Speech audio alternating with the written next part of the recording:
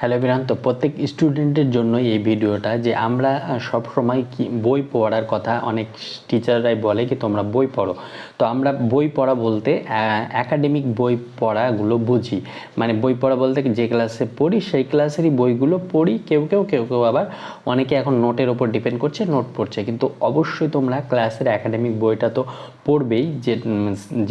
যে বইটা তোমরা যেখানে টিউশন পড়ছো বা যেখানে পড়ছো যে স্যার সাজেস্ট করবে সেটা সেই বইটা পড়বে অবশ্যই। তাছাড়াও পাশাপাশি তোমরা আরও বিভিন্ন বই পড়তে পারো, যেমন বিভিন্ন আত্মকথা, আত্মজীবনী, কোনো উপন্যাস, এরকম টাইপের বই পড়লে কি তোমাদের অনেক কিছু জানার আগ্রহের উৎসাহ বাড়বে। আমিও যখন একাডেমিক লেভেলে ছিলাম তখন আমিও বইগুলো পড়িনি, কিন্তু এখন ধীরে ধীরে বইগুলো অর্ডার দিচ্ছি এবং ধীরে ধীরে পড়ার চেষ্টা করছি।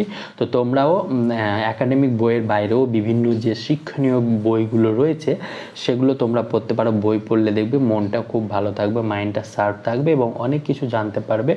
ধরো একটা জীবনে তুমি যদি তোমার জীবনের লাইফে ধরো খুব যদি তুমি কারো তোমার গ্রামের বা আশেপাশের এইসব জীবন যেগুলো দেখছো আশেপাশে তাদের জীবন নিয়ে কিছু কিছু জিনিস জানতে পারো, কিন্তু একটা বই পড়লে, একটা 100-200 পেজের বই পড়লে তুমি সেখান থেকে 10 জন বা 20 জন ব্যক্তির জীবন নিয়ে তোমরা জানতে পারবে যে তিনারা কেমন ছিল, কীভাবে পড়াশোনা করেছে, কীভাবে কত স্ট্রাগল করেছে, হ্যাঁ তেনা। আর যদি তোমরা বলো কি আমি কিছু বই সাজেস্ট করবো, তাহলে পরবর্তী ভিডিওতে আমি কয়েকটা বই দেখবো, দিয়ে তোমাদেরকে সাজেস্ট করবো। এছাড়াও তোমরা এমন করবে যাতে বই পড়ার অভ্যাসটা তৈরি করো, এবং যে কোনো বিষয়ে তোমার যদি গল্পের বই ভালো লাগে, গল্পের বই এবং শিক্ষণীয় আত্মজীবনীমূলক এই বইগুলো তুমি পড়তে পারো।